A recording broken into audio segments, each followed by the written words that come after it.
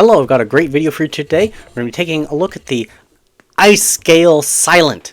This is part of another one of Iceberg Thermal's newer fans. They have made the Icegale Extra, and now they're making a silent version of the fan. Let's see how well it does.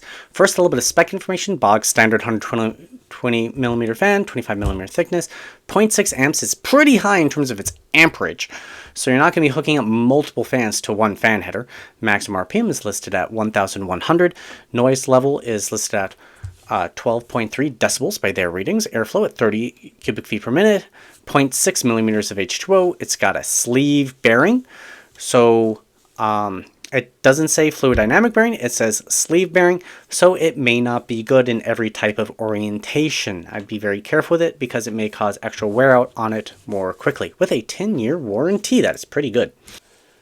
So first off, once again with this fan, it would not work via the method I use, which is like 3 or 4 Noctua extension cables off one of the motherboard fan headers to monitor PWM fan signaling. It just would not power this fan. Maybe you'll have better luck, but for me, it just didn't work. It would work in BIOS. As soon as it would boot into Windows, the fan would stop spinning. And no matter what I could do, I couldn't make it work. So just something about Icegale as a brand is having this happen to me. So I just want to have that as the caveat. So if it was me and I liked the way this fan looked, thought I'd give it a risk, I'd make sure that it had free returns in case it just did not work with my motherboard and outside of BIOS. So it does have these rubber pads around the corners to help absorb some vibrations. The frame has a little bit of the styling joggles that we saw on the Icegale Extra. I forgot the name of it. The brand is Icegale. Or no, the brand is Iceberg Thermal. So yeah, the Icegale Extra. Personally, I think they should change the naming of it because this is a completely different blade design than the Icegale Extras. But I guess teach their own. But so it has the same sort of styling on the frame. But these little gaps, air can seep out when you have 2 fans pressed up against each other. So here's another fan. You see that they don't quite fit snugly next to each other. In terms of the back of the blade design, the struts are nice and thin. They got a little bit of angle on it, so that's great. Unfortunately, they're a little bit on the thick side, which means that the blade angle can't quite become as steep in that angled wing shape to scoop up the air and force it out the back. So they're not as efficient or effective as they could otherwise be. So there are trade-offs to it, to having thin struts versus wide struts. The thin struts create less obstruction for the air. And the cable is really nice. It's super thin. I really like to see this. It is far thinner than what we see on like the A12X25. So it's like they created a hybrid pressure fan, but it can't spin fast enough to generate enough pressure. So that's my take on the design. And the gaps in the sides just don't allow for air to seep out through in a very high static pressure scenario like on a highly dense radiator. So on a fairly wide spacing radiator would be just fine. On your air cooler, just fine. Case fan, again, that's not a pressure scenario, so it would be fine in that scenario. Let's move on. Now we're into the real testing. First is the case simulation test. What size case do you actually plan on buying is what data point you should be paying special attention to. The first data point that I measured is the 6-inch mark. All these airflows assume a front-to-back airflow from the front of the case to the back of the case. So the 6-inch mark is like a small form factor case. Think a ITX motherboard or a short throw distance, like air blowing from the bottom of your case up towards your GPU. That would be a good idea of what the 6-inch mark is. And it would be the equivalent of basically having a computer case that can fit only 120mm or 140mm fan across its length, front to back. Then the 9-inch mark. This would be a compact tower. Think a case that can hold a standard ATX motherboard, but no extra room really in front of it. So GPU would be the exact length of that motherboard. Again, front to back airflow, approximately 220mm class fans for that 9-inch mark. Then the 11-inch mark. This is a compact tower. think like a Corsair 550D or Meshify 2C, something like that, you would be able to fit 320mm class fans in that front-to-back airflow design, or a 360 radiator.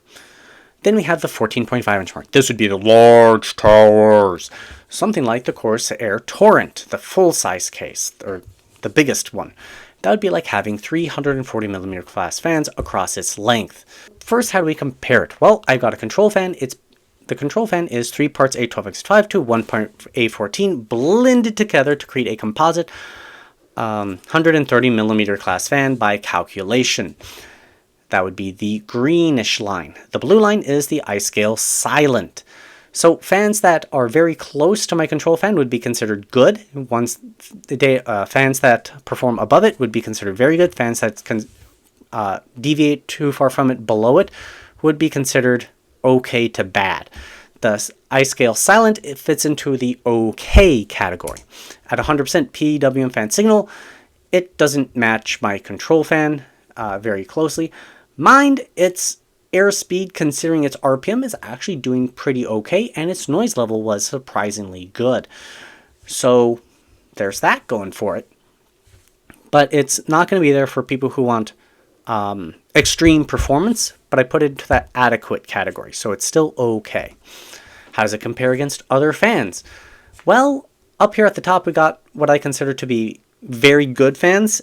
So depending on what size case you're looking at, the Icegale Silent is okay. Once again, in bigger cases, I would say no, get something else. But in your small form factor, your compact, and your mid-tower cases, it's doing okay. At 100% PWM fan signal, not much has changed. It's still fitting into that exact same category. It's okay.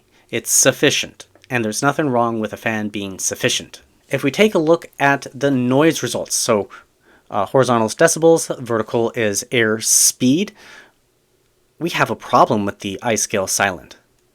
A very big problem that doesn't show its head when we're just looking at the air speeds by itself. It has a bunch of harmonic or resonance frequencies where the fan gets noisy and then drops back, gets noisy and drops back before climbing, and then actually loses performance with regard to decibels at the end. So if you can avoid the harmonics, it also makes figuring out what the best airspeed is to calculate for noise normalized, because you have these two data points. So you could calculate it based off these two, or you could calculate off these two, or you could calculate off these two, because of where that harmonic, that resonance frequency lies. So it would do okay if you can avoid those resonant frequencies, but because they're there, this instantly lowers the fan's quality to lower. So then it becomes a question of price, which we'll get into towards the end of the video.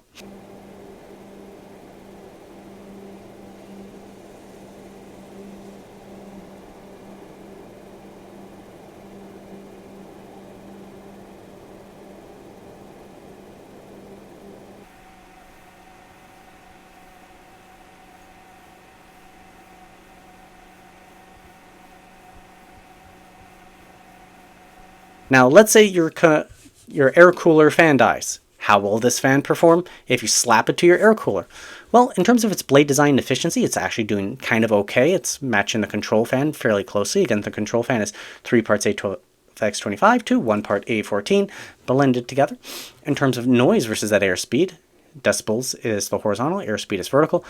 It's kind of lining up pretty well, but these harmonics, they deviate too far off to the side, making this fan, again, what I consider to be a poor performer overall, unless you can make sure that you avoid those resonant frequencies, because they would be very annoying to have that all of a sudden like pitch change, making the fan significantly noisier. But how does it compare against other fans? Well, Icegale Silent is kind of in the middle of the pack in noise normalized results, sitting in with the likes of like the Gentle Typhoon, the Bionics P120, the Mag Flow are all sitting around the same performance. If you want to push the maximum, you're looking at the P28 from Unifan or the Tough Fan 12 Pro, Tough Fan 12 Turbo, A12X25 sitting at the top of the graphs. Kicking it up to 100% PWM fan signal, the Icegale Silent doesn't spin particularly fast. It's not going to win any awards. It's sitting around the same performance level as the NFF12 regular edition. Mind, it is quieter, which is a surprising result. Going up in terms of performance, you got the P12 PST ARGB master fan. The Montech Metal outperforms it. So it's sufficient, and actually its noise level isn't bad. It's just not going to win any awards for performance here. Taking into account the airspeed going through the cooler versus decibel rating. Now, I know airspeed is not the closest and most reliable. It's estimated wattages through the CPU air cooler, the Noctua U12A. I would like to add actual thermal testing to it, so heat, like that temperature and wattage. But I need a test system first. To do that, this channel needs to get a little bit more sustainable, and you can help do that by joining me on Patreon or becoming a YouTube member. I'll get into that a little bit later in the video. Back to the regularly scheduled program. So the Icegale Silent still has that problem where it has those resonant frequencies, making it particularly noisy for a given air speed. And as a result, I would not recommend it overall. But if you can handle that pitch change as it cycles up and down in terms of air speed, depending on you have it on a cooler or not, then it would do sufficiently well. It's towards the bottom, but it's good enough that I consider it okay. Next, CFM results. So CFM is my least favorite type of test because it's basically a scientific exercise. CFM testing just tells you how good the fan is at blowing air down a tube. It does not tell you how effective the fan is at cooling a heatsink or radiator. It does not tell you how good a fan is at blowing air into a computer case. It is just a scientific exercise at how much air this fan is able to push. And that's why I don't like it. There's a longer explanation, but we're not going to get into it here. So we got RPM on the left graph, RPM, CFM vertical. On the right graph, we got CFM vertical and noise horizontal. So you can see that the Icegale Silent lines up basically in line perfectly with my control fan, which is just the A12X25 here. And when we take into account noise results, you can see that it's deviated quite a bit from actually that control fan, indicating that it's, again, a little bit too noisy for the amount of air that it can push at any given moment. And if we compare it to other fans around it, at noise normalized results, it's sitting in the upper middle. That isn't a bad place for it to be. It's moving a good amount of air for the amount of noise it generates, but there are other fans that are significantly better than it. And if we take a look at 100% PWM fan signal, well, you can see it's towards the bottom of the graph. As a note, scythe fans, for whatever reason, do terrible in this test. So it would be sitting, the Icegale Silent would be sitting towards the bottom of the graph at 100%, but at its given noise level, it's actually kind of okay given the noise level. I forgot to mention this earlier. If you don't know the decibel system, every 10 decibels is a doubling in noise volume. And then the CFM versus decibel rating. So like I said before, every 10 decibels is a doubling in noise volume. The same sort of thing we've been seeing with this Icegale Silent is holding true here. These harmonic frequencies kind of ruin this fan. If they could figure out, if Icegale or Iceberg Thermal could figure out what's causing the resonant frequencies and make them go away, it would get a better recommendation from me as being a sufficient fan, an okay fan, other than the fact I could not get it to run outside of BIOS. So now we're on to value proposition. At the 6-inch mark, it is sitting well above average. There are other fans that are significantly better value than it. And again, value is not raw performance. Value is performance per dollar. So its performance per dollar is pretty good. It's in the upper parts. At 100% PWM fan signal at the 6-inch mark, it is once again still towards the upper, but it is not at that tippy top position. It is just a bit above average. There are other fans that are significantly better value. At the 11-inch mark, it is still sitting in the upper echelons at the noise normalized at 100% PWM fan signal at the 11-inch mark. It is sitting well above average, but it is not at that peak value proposition.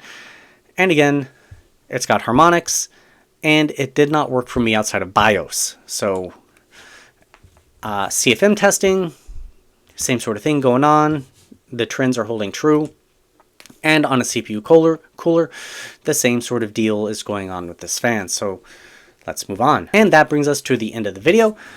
This is the raw data. The raw data does belong to me. If you want to use it for your own personal use, you may do so. But if you're going to use it in any sort of written video, publication, or journal, anything that would allow you to make money, I do ask that you reference me and my channel, because this data was generated by me and it took a lot of effort to generate it. So general thoughts about this fan. The harmonics are pretty annoying that it has them, and they're pretty noticeable, honestly. So that's not great. And then the other problem with this fan is that it does not work outside of BIOS for me. Now, I've had this problem with the other Iceberg thermal fans. I don't know exactly why. It's in PWM mode, which this fan is supposed to work with. I did not check it in voltage control because the software that I use to run it either doesn't work with it or whatever. I have a bunch of extension cables which could have caused the problem. So there's a couple variables, but I was able to test it. But just note, for me, that means that there's a risk with this fan that it may not work outside of BIOS. I know other people haven't had this problem. So it could be just me, it could be my motherboard. I haven't had any other problems with any other fans I've tested. It could be the fan model I got. There's just too many things that I don't know why. But as a result, this fan basically gets a... does not pass for me.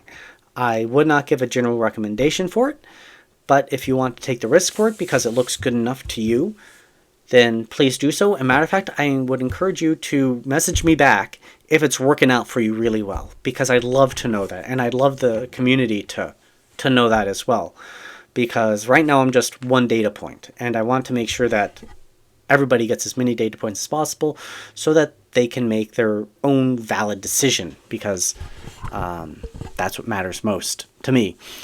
If you like the testing I'm doing, please think about joining me on Patreon or becoming a YouTube member. All that is going directly into helping this channel, because I need to build a test system. I want to build a test chamber. I want a better microphone. Right now I'm using the microphone to test fans that you're hearing me record my voice on. It is sufficient. It isn't the best. I want a noise chamber so that I can isolate the sounds of the fan a little bit better. So everything is to nuance to upgrade this channel to like get me to the next level, to be closer to competing with much larger channels. I know that money is tight these days, so just hitting that subscribe button goes a long way in helping me, because then it helps the channel gain more traction. Other than that, if you got fans you want me to take a look at, please in the comment section down below. If you got ideas for tests, analyses that you would like me to do with regard to videos and testing out fans and computer cases, please leave that down below as well. If you got suggestions on ways for me to improve my videos, I'm welcome to constructive criticism. Other than that, I thank you very much for making it this far in the video and watching Computer Tech and More. I hope you have a great day, and I hope to see you next time.